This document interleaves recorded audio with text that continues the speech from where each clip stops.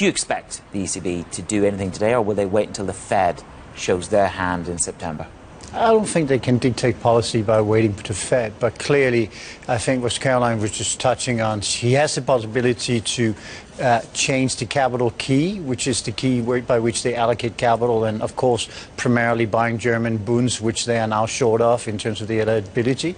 And they can also play with the self-instituted 40 basis points maximum negative yield they can accept in terms of the, and that in itself of course will be a huge boost, because think about it, if they stop buying German bonds, they will have to ramp up the buying of French, Italian and Spanish bonds, which of course in itself will make the interest rate in Europe unify towards a much lower rate than they are right now. Well, there's a great sense of expectation in the market already. What I've got for us is the German yield curve. This is 1 year ago where we were, 6 months ago and just over a week ago. These bull flatteners are the momentum of the market. The market really is pricing that we're going to see some kind of move.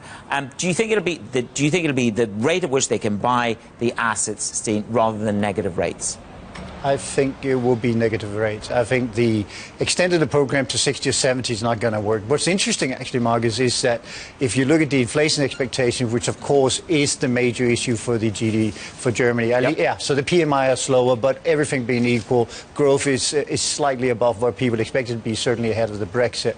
But the inflation remains the issue. If you look at real rates in Europe, they're actually gone down throughout the whole exercise of QE. So doing more of the same thing, you're not going to get inflation expectation to rise effectively, which means that they have to look at some of the other side, which is more technical in nature, in my opinion. But the problem remains, man, is that this is not about the QE anymore. Europe is not going to get higher growth or higher inflation from anything that Draghi does. What he is doing, in my opinion, is he's misallocating the capital to the market, and he's making the whole area of policy, the whole market's dependent on what he says and what Yellen says. So today we have the highest cross-asset correlation we've seen in many, many years, which effectively means you have nowhere to hide if you want to have a hedge portfolio, and you are exposed on all fronts, whether you're long fixed income, government bonds, gold, silver, equity, anything, basically.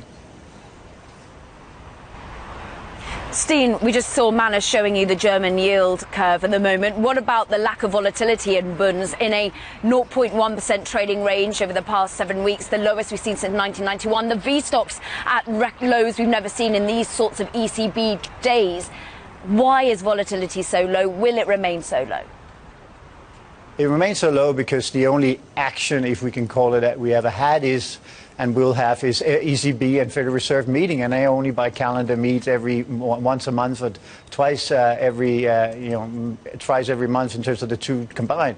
And the market is just every single day waiting for the next move from the central banks. And it's pretty sad, actually, that we have this sort of setup, because it leaves aside every principle of investment. You have no ability to actually hedge. You see the pension system deeply underwater every single day from this.